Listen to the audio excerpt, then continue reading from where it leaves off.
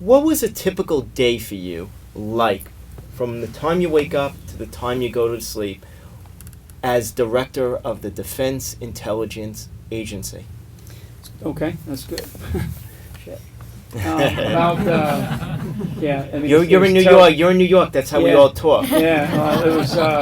So my typical day was 4:15, 4:30. I'd be on the road. 5 o'clock I'd be in my office. So just to take a step back, since most of us in New York were early risers, you're not talking about 4:15 in the afternoon. We're talking about 4:15 a.m. Yeah, no. Okay, I mean, before the chickens get up. A normal day would be 4:15, 5 o'clock. I would be in my office, and then for about 45 minutes I'd work out. So I always worked out every day, and then I'd come back in, quick shower, and unlike some people in our government, I would read the presidential daily briefing every day, and I was religious about it, and because it was a privilege to read that. I mean, there's only a few people in the government that can actually get a chance to read that, so it's a distinct privilege to be able to be in a job to even have that, because you're reading supposedly what the president is reading every morning. So, and how long is that? Is that a page, 5 pages? No, it's a book, and you get used to, I can absorb information pretty quick, and so it would be 45 minutes of just, and a person would be there. If I had a specific question, they could either answer it or they could come back later, and then that would be about, roughly 6:30 to 7 o'clock, and then the day would start with just, in my organization it was 20,000 people in 142 countries. So if I was in Washington, D.C., I was around either in the Pentagon, or I would do things in some of the centers that we had. I'd go and sit down with some of our analysts to get smart on an area, or I'd be dealing with some financial issue. Our IT department was a $1.5 billion budget. So we had a lot of IT, we had a lot of cyber.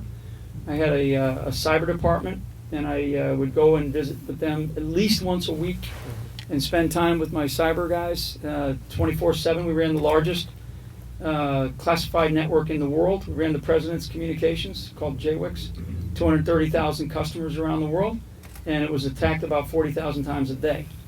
So, but it was really pretty good. We had very good capabilities. Wait, the 230,000 customers around the world? Around the world.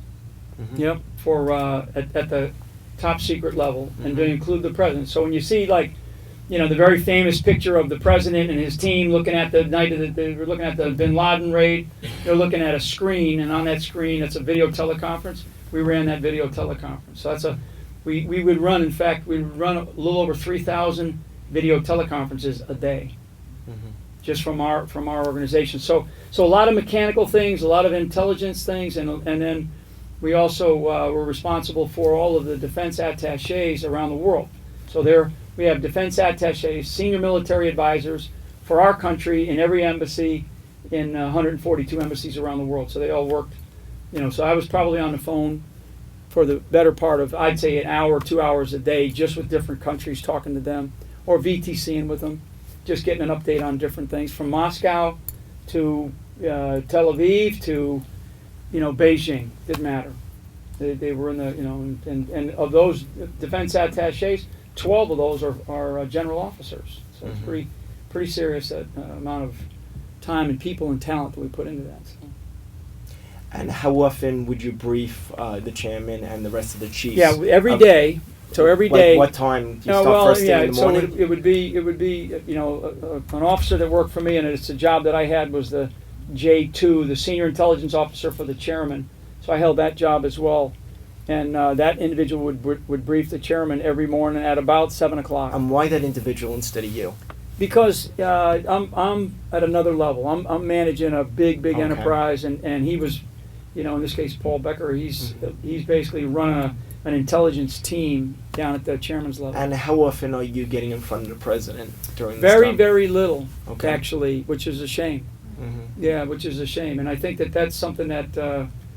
And frankly, not many intel get in front of him. I mean, the business about him reading the PDB half the time is probably, it is true, but it's sad, because there's a lot of people that put their heart and soul, and a lot of others that are out there collecting that information to give our president, the clearest pieces and assessments that we can provide. I mean, this is a, in open source, this is a $50 billion capability that our country has. You'd hope that he would use it.